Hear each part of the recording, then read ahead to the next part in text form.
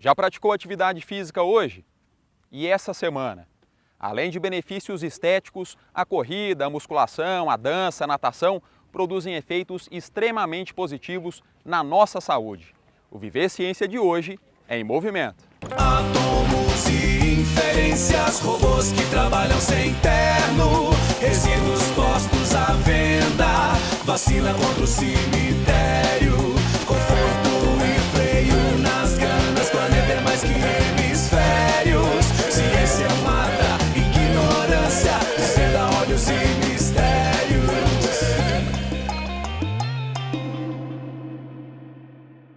Um levantamento do Programa das Nações Unidas para o Desenvolvimento aponta que 7 em cada 10 brasileiros não praticam atividades físicas e esportivas com regularidade.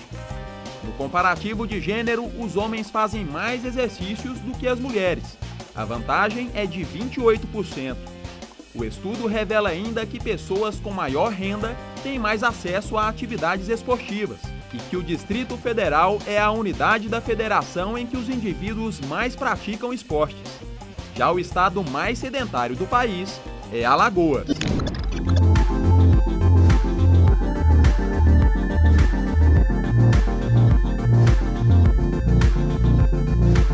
A atividade física previne uma série de doenças do corpo e da mente. Cláudio, que doenças são essas? Nós estamos falando basicamente das doenças não transmissíveis relacionadas ao sedentarismo, tais como diabetes, hipertensão, doenças cardiovasculares de uma maneira geral e os transtornos de humor, que classicamente são classificados em dois grandes grupos: a depressão e as ansiedades. Então, as evidências científicas atuais mostram que a atividade física regular serve como uma ferramenta terapêutica não medicamentosa para a prevenção, bem como para o tratamento dessas doenças. Como é determinada a atividade física ideal para cada pessoa? É muito importante que a gente deva levar em consideração dois pontos. O primeiro é qual tipo de atividade física que a pessoa gosta. Então, tem pessoas que gostam de correr, gostam de caminhar, gostam de fazer musculação, gostam de natação e assim por diante. E por que eu digo isso? Porque nós sabemos que atualmente mais de 50% da população brasileira não se engaja em nenhum tipo de atividade física regular. Então, dentro desse contexto, se a gente solicitar que essa pessoa faça algo que ela não goste, ela vai ter dificuldade em se manter de uma forma crônica nesse tipo de atividade física. E a segunda coisa que a gente deve levar em consideração também é fazer uma avaliação da aptidão física para, dessa maneira, o profissional de educação física conseguir prescrever o exercício físico ou o treinamento físico de uma maneira mais específica para aquelas necessidades dessa pessoa. Qual que é aí a frequência recomendada de prática de exercícios físicos? Nem tão pouco, mas também a gente sabe que o excesso pode ser prejudicial, né? O que os consensos das sociedades científicas preconizam é que a pessoa deve se engajar em um programa de atividade física na maioria dos dias da semana, resultando em um volume semanal ou uma quantidade semanal de exercício de no mínimo 150 minutos de intensidade moderada. Para aquelas pessoas que não têm os 150 minutos semanais, ela pode fazer menos desde que essa quantidade de exercício seja mais intensa. Entretanto, existem evidências científicas mais atuais de alguns projetos, inclusive nossos, da Faculdade de Educação Física e Dança, que estão investigando qual que seria a dose mínima de exercício necessária para a pessoa ter potenciais benefícios para a saúde. Nesse contexto, nós temos um trabalho com sobreviventes de câncer de mama que nos indica que uma sessão de exercício semanal já traz uma melhoria na quantidade de força muscular bastante importante.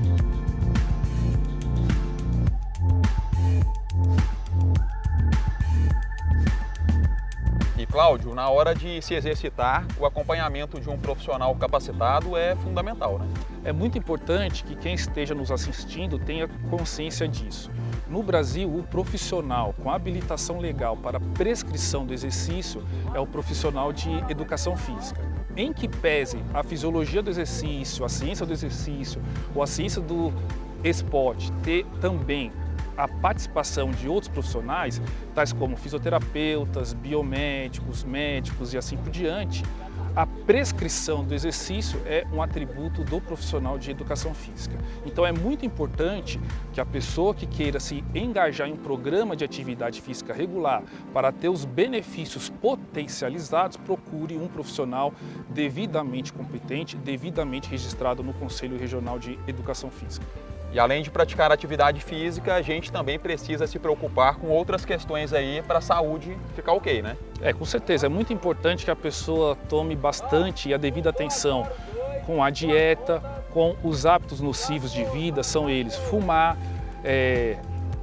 o beber, não socialmente, né, mas o beber exageradamente, o estresse, né, é muito importante que seja feito um controle do estresse e, evidentemente, que a atividade física regular, ela vai ajudar a pessoa dentro dessa direção. Também é muito importante que fique claro que a atividade física regular tem os seus benefícios, mas é um procedimento, é uma ferramenta terapêutica que ela não cria imunidade. Então, dentro desse contexto, eu reforço a necessidade de hábitos de vida saudáveis. Meu nome é Paulo Santiago, eu sou pesquisador aqui do Laboratório de Biomecânica e Controle Motor da USP de Ribeirão Preto. Eu trabalho com biomecânica aplicada ao exercício físico e ao esporte. A biomecânica ela é uma linha de pesquisa que investiga o movimento humano do ponto de vista das leis da mecânica, né, em específico na cinemática e na dinâmica. Ela é muito importante para melhorar o desempenho e prevenir lesões. A biomecânica hoje ela cresceu muito devido aos avanços tecnológicos, utilizando-se de câmeras de vídeos ou câmeras especiais, sistemas de medidas de força, todos esses sistemas para tentar entender melhor o movimento humano e contribuir com a melhoria do desempenho. O Viver Ciência faz agora um rápido intervalo. Olha só o que vem por aí. Estudo analisa qual é a maneira correta de praticar agachamento de modo a preservar a coluna. E no quadro Casulo de Ideias, Pedro Antônio fala sobre os benefícios dos esportes. Então é importante fazer atividade física, né? Muito. Você recomenda para as pessoas de casa? Sim, e muito. Assim, isso, até todo mundo.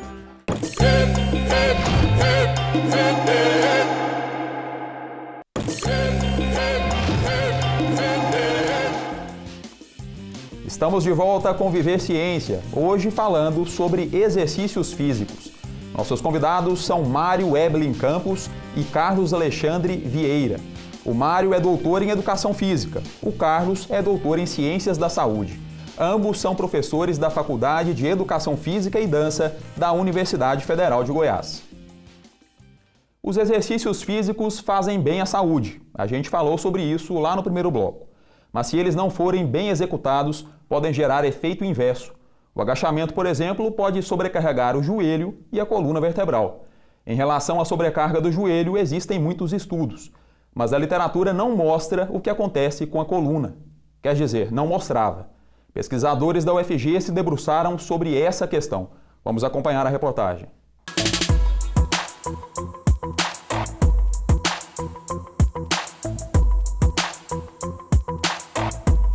A literatura traz que quando a gente realiza o agachamento, se você passar o joelho das pontas dos pés ao realizar o exercício, você pode sobrecarregar o joelho. Isso já é bem batido na literatura e é usado, inclusive, nas salas de musculação. No entanto, o agachamento ele implica em você colocar uma carga nos ombros muito grande. Essa carga ela serve para você treinar os membros inferiores, mas também acaba gerando sobrecargas no tronco. Então, nós resolvemos investigar isso com mais profundidade. Ao passar o joelho da ponta do pé, você sobrecarrega o joelho, no entanto, você consegue manter o tronco numa posição mais verticalizada, né? Isso gera menor sobrecarga na coluna. Mas nenhum estudo tinha relatado o que acontece com a postura da coluna. Se ela vai ficar mais cifótica, se aumenta a lordose, o que acontece com o formato da coluna. Isso também é uma outra variável que tem relação com o risco do exercício.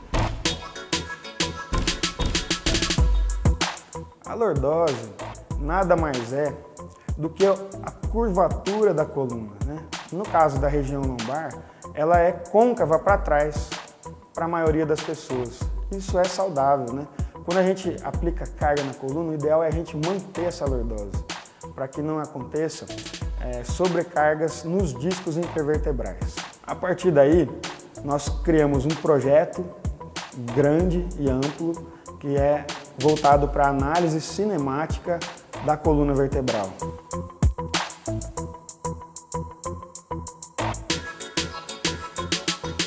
Para poder realizar esse estudo, nós desenvolvemos um sistema para avaliação da postura vertebral. Criei um software chamado Dynamic Posture. Com esse software, nós então investigamos a coluna em diversos contextos, desde a pessoa andando, correndo, saltando, inclusive realizando o agachamento. Nós investigamos então o que vai acontecer na coluna quando a gente realiza o agachamento e se a gente variar o jeito de execução desse exercício, né, se você consegue preservar mais a lordose ou não.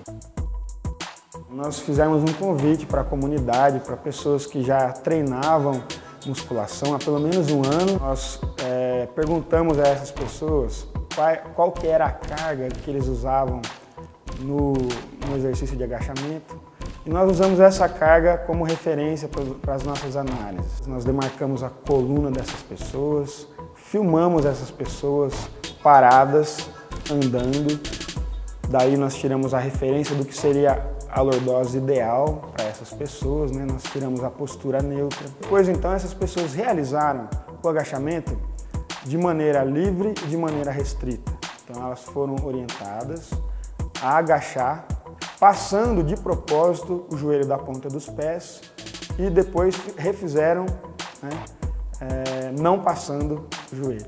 E após a análise dos dados, nós percebemos que todo mundo acaba flexionando a coluna, ou seja, perdendo a sua lordose, tanto numa técnica quanto na outra.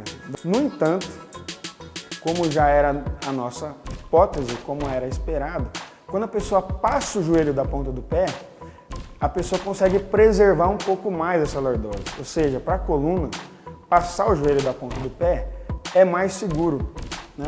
O risco de lesão ou de adaptações crônicas não desejáveis é menor. Então é melhor para a coluna fazer o agachamento passando o joelho da ponta do pé. Mário, ok, então, passar os joelhos aí das pontas dos pés preserva a coluna.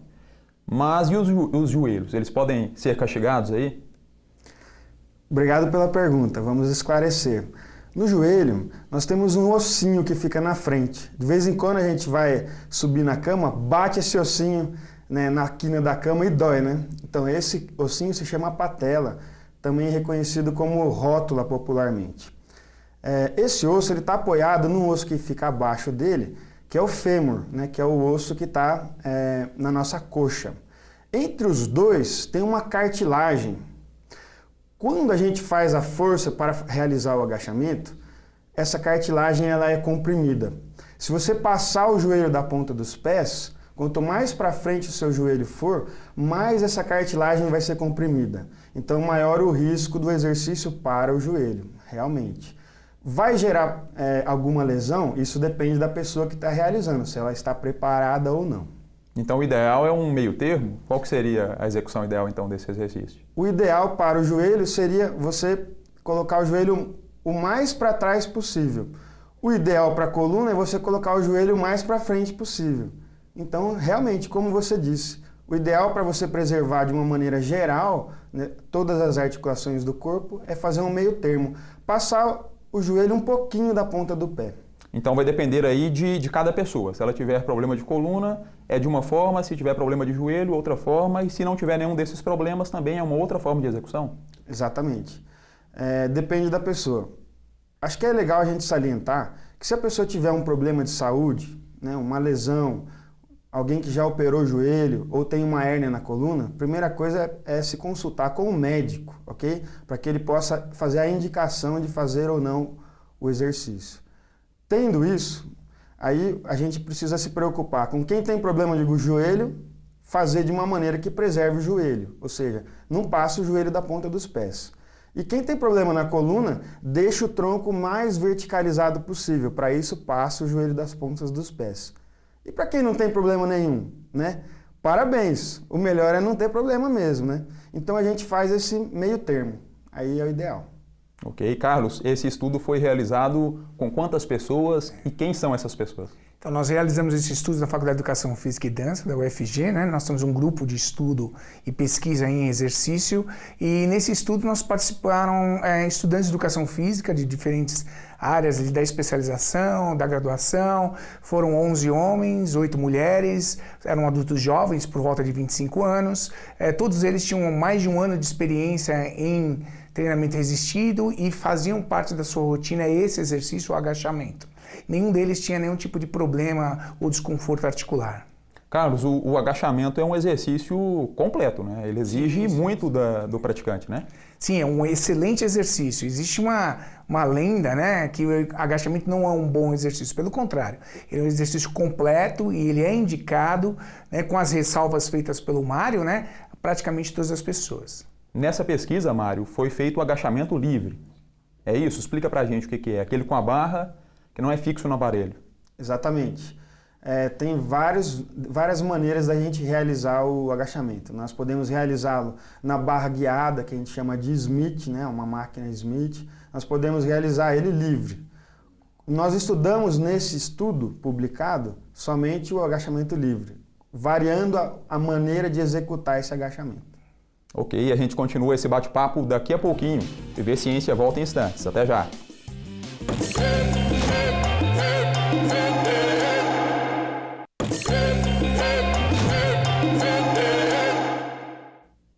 Praticamente todas as atividades humanas envolvem algum risco, e com as atividades físicas não é diferente. Você deve conhecer alguém que já quebrou uma perna jogando futebol ou se machucou pegando peso na academia. Para saber mais sobre esses riscos, nós conversamos com um cara que pratica esporte de segunda a sexta e já quebrou quase tudo, menos a língua. O Pedro Antônio. Vamos conferir esse bate-papo. Casulo de Ideias no ar.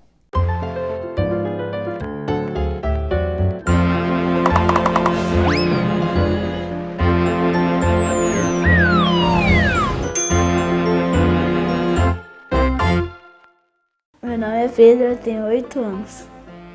Você faz atividade física? Faço dança, futsal, handebol, basquete, futebol de gramado. Só? E jogar videogame. E por que você faz atividade física? Pra emagrecer e ganhar. E quando eu crescer eu vou ganhar dinheiro. Como você vai ganhar dinheiro? Jogando. Você é jogador de futebol? Uhum. Oh, legal. Que tipo de cuidado que a gente tem que tomar na hora de praticar um exercício físico? Saúde. E não machucar, né? Dentro do campo de futebol pra não quebrar o pé. Igual o Neymar quando ele quebrou a costela, né? Mas o Neymar cai muito, né? Não, agora não cai mais. No jogo do Uruguai, o Cavani deu uma na perna dele e ficou parado. O que pode acontecer você praticando atividade física? Se você não preparar antes, tipo assim, alongar, né? Você pode ter uma puxada nas costas, você vai colocar a mão assim, você vai fazer assim, pode quebrar até a costela, você vai soltar as veias, igual uma vez eu soltei. Já arranquei esse dedão aqui 300 vezes. Ah, você arrancou o dedão fora? Já, assim, tampão aqui. Você é uma prótese, então? Já desloquei meu braço com um cara caindo em cima de mim, dando carrinho. Já aconteceu muitas coisas. Mas você tá aí, né? Tá vivo, né? Tá bem. Ainda bem tô vivo, né? Academia, você já fez musculação? Não, mas já fui uma. Porque eu vi um homem fazendo, ele pegou aquele negócio, subiu assim. Levantou lá em cima? Ele tava pegando 300 quilos. Me diz uma coisa, as pessoas que estão lá na academia fazendo atividade física, elas podem machucar a articulação, o ombro? Pode quebrar o pé, porque aquele negócio lá, você vai subir assim. Você não pode fazer assim, você tem que ficar parado e levantar. Ah, tá. Então tem que executar da forma correta. Antes vocês têm que alongar assim, fazer assim. Várias coisas só pra não machucar, né? Então é importante fazer atividade física, né?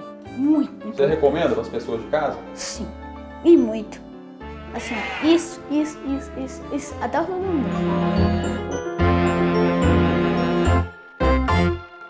Ô Carlos, o Pedro pratica aí vários esportes, né? Quase um por semana. Isso é bom ou seria mais válido focar aí em uma das modalidades? Não, são situações muito interessantes, né? Eu acho que a principal mensagem é que ele se movimente, isso é o mais legal. Nessa faixa etária, né, crianças, é sempre interessante que os pais tentem mudar os estímulos, né? Porque ele acaba que ele tem uma vivência motora muito maior. Ora futebol, né, que tem uma característica, ora o handebol, né? Inclusive musculação, né? Porque também existem alguns paradigmas ali sobre musculação em crianças, mas que hoje já foram vencidos pela ciência. A gente sabe que as crianças também podem se exercitar. O que talvez vocês possam fazer no sentido de preservar um pouquinho, né? É se alongar, se aquecer antes de fazer a atividade principal, principalmente quando o clima, né, está um pouco mais frio, né? Em algumas situações é difícil, né? Quando cai um em cima do outro, é difícil muitas vezes você prevenir essa lesão dependendo de como você cai, né? Mas sempre se exercitar é legal, né? Sempre também respeitando os limites do seu corpo, né? O nosso corpo avisa quando a gente está exagerando. Por exemplo, no dia seguinte você acordou muito dolorido, muito cansado, então você tem que controlar um pouco essa cadência do exercício. Mas o exercício é sempre muito importante. O interessante é que ele faz todos esses esportes e também joga videogame, né? Dá para ter tempo para tudo, é só planejar, né, Carlos? Inclusive a gente tem hoje no nosso laboratório um estudo com videogames. É bem legal também, conduzido por um dos nossos, né, pesquisadores de lá, o professor Cláudio Lira, né, que a gente está pesquisando os efeitos do videogame com o movimento. Porque existe o videogame tradicional e o com o movimento, né? A gente tem pesquisado e tem visto que os resultados também são bastante interessantes. Carlos, das modalidades esportivas que a gente tem aí, uma que está na moda agora é o CrossFit, né? A gente observa os praticantes levantando aí altas cargas, né, e agachando. Isso pode ser prejudicial para a coluna deles? Isso. Interessante que a questão do exercício ela tem modismos, né? De tempos em tempos os exercícios aparecem com uma nova roupagem ali. Tanto o CrossFit como qualquer outro exercício, ele deve sempre levar em consideração a intensidade desse trabalho e o volume, né? Ou seja, a quantidade de vezes que ele faz. Quando você trabalha com intensidades muito altas e com um volume, né, número de vezes, frequência de treino, número de repetições também muito alto, existe uma tendência maior, né, em se machucar. É importante que o professor ali equacione as cargas de treino de forma que você consiga fazer as duas coisas. Altas intensidades com baixo volume ou volumes maiores com intensidades menores. Mário, agachamento todo mundo faz, né? No dia a dia a gente se agacha para pegar algo que caiu ou para amarrar o cadastro do tênis. Existe uma forma correta de agachar nessas situações corriqueiras de modo a preservar a coluna? Sim, é um pouco perto daquilo que a gente já falou, né? O ideal é a gente manter sempre o tronco na posição mais ereta possível, não inclinar muito o tronco à frente e o joelho, não passar muito o joelho da ponta do pé. O agachamento que a gente faz na academia, ele vai nos condicionar a automatizar, fazer esse movimento de uma maneira mais correta, menos arriscada, né? E se a gente faz de uma maneira incorreta, a gente pode ter problema na coluna e isso é muito corriqueiro. Tanto é que até as crianças já colocou a mão nas costas, já sabe que isso é corriqueiro. Tem um outro exercício que nós estamos estudando também no laboratório, que chama-se levantamento terra. Ele é mais ou menos um agachamento, só que ao invés da barra ficar nas costas, a barra fica no chão e você vai lá e pega a barra do chão e eleva ela. Esse exercício a gente pode fazer ele com os joelhos voltados para frente, ou então você pode girar o joelho para fora, girar os pés para fora, afastar os pés, que dessa maneira você consegue não empurrar muito o joelho para frente e também consegue manter o tronco ereto. Ok, infelizmente o nosso tempo chegou ao fim. O assunto é muito rico, né? Daria para conversar muito ainda, mas muito obrigado, Mário, pela participação no nosso programa. Carlos, obrigado também pela presença.